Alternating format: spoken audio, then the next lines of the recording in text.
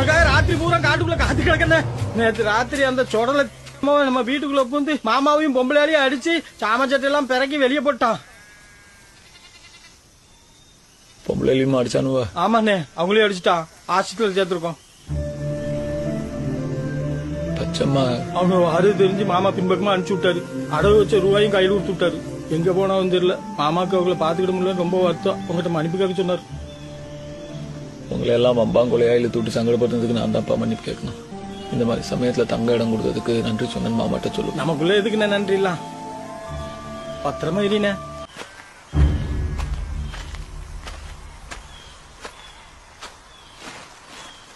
கண்ணழகு ரத்தினமே, கையசையும் பொச்சிலையே, காணலையே கண்ணே ஒன்ன காணலையே,